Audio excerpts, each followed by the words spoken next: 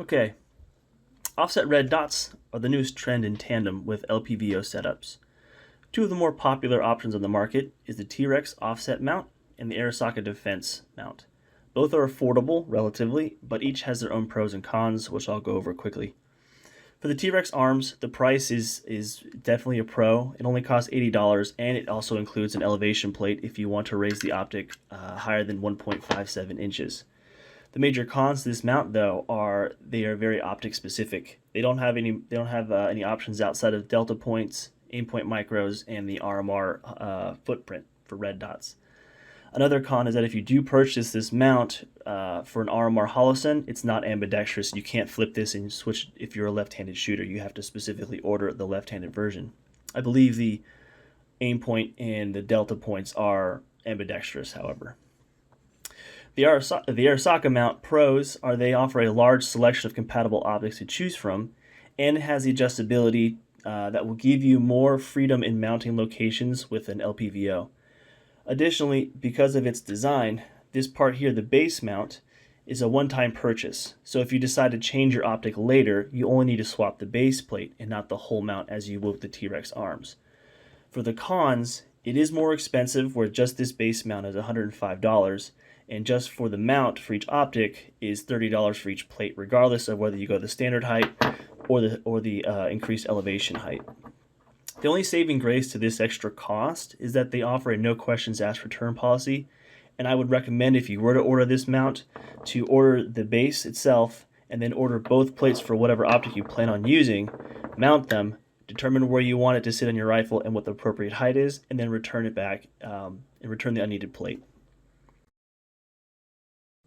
Okay, so let's talk about the offset height, how high these actually sit off there. It's immediately noticeable that both of these mounts do not share the same height specs as you would assume is standard. The T.Rex arm is significantly lower than the Arisaka, and even with the elevation plate added, it still sits just below the standard height from the Arisaka.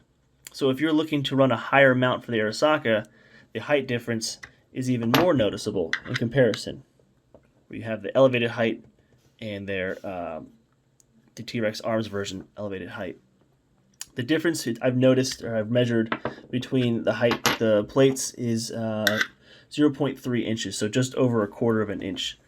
The Arisaka is taller. So I've had the T.Rex Arms mount much longer than I've had the Arisaka, and I can attest that the standard height as this comes is actually, for my opinion, too low. And I've had to really turtle my head down quite a bit just to see the dot when I've had the rifle canted. So I pretty much exclusively have run it with the elevated plate there to get the adequate height. So I have a feeling that this is going to be just as good, if not better, than what the T.Rex Arms offer.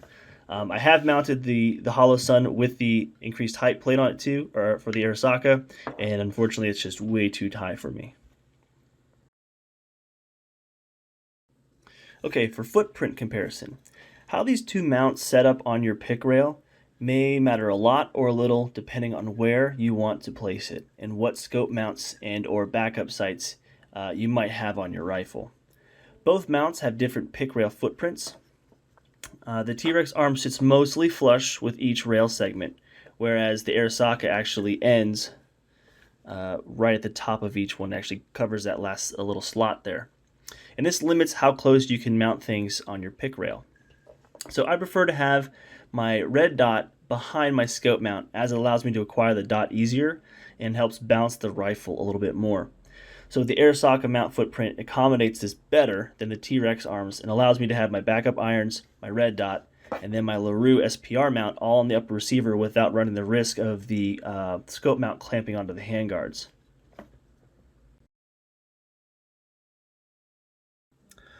Okay, cant comparison.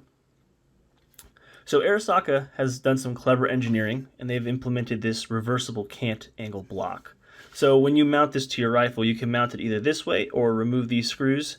The screws are actually on the bottom here, and flip this so your optic either sits at one position or sits slightly further out, which accommodates larger objective lenses like on a Vortex Razor.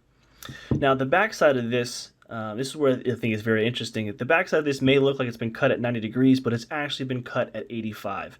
And they've done this so that when it sits in this position here, the base of your optic lines up perpendicular with your bore axis. And then when you flip it and you move it further out, it still maintains that perpendicularity with your bore axis. The T.Rex Arms, as I mentioned before, has a fixed cant. You can't change that. But I think it's also interesting because there are some companies out there, such as Valhalla Tactical, that have an offset mount called the Ruck that has a pivot point right here that allows you to just vary your angle to whatever suits you. And this is kind of problematic because if you have your optic mounted, you could essentially mount it like this, or how it lines up on your pick rail. When you go to rotate your rifle, you begin looking through a diagonal optic, and that's not the right way to necessarily use your red dot unless you know for a fact that this is the correct angle that your optic base needs to be and not perpendicular with the, or not parallel with the ground facing the target. Now, this may not matter if you're running a simple dot like this, but if you're running like a donut optic like a Holosun 503 series, you need to understand that you can't square up the base of your dot of your optic with your target, and you have to know this correct rotation. Where I need to know that my optic sits like this on my rifle to maintain that zero at whatever I have it zeroed at. Kind of a moot point, but I think that everyone's praising the Valhalla Tactical Ruck because it's a $250 red dot mount that lets you set where you want, and while you have the nice adjustability, you actually begin to lose your optic base perpendicularity with your bore axis, which is objectively more important than how close you can get your optic to your scope body. Okay, final thoughts. While I have more experience with the T.Rex Arms offset mount, I believe the Arisaka is a better purchase. While it does cost $50 more, it guarantees you optic compatibility, ambidexterity, mounting flexibility, and has mounting plates that won't require the purchase of a whole new mount if you decide to change your optic. The T.Rex Arms mount is not a bad mount in any way. It has a competitive price point and doesn't have what it does not need.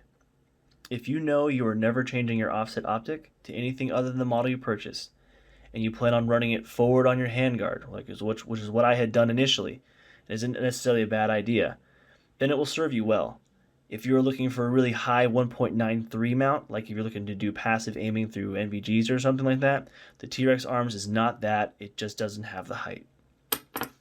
I hope this was informative to you and helps you make a more confident purchase if you decide to move into the offset red dot and LPVO option. I'd be more than happy to answer any questions you may have. Feel free to leave a comment. Thank you.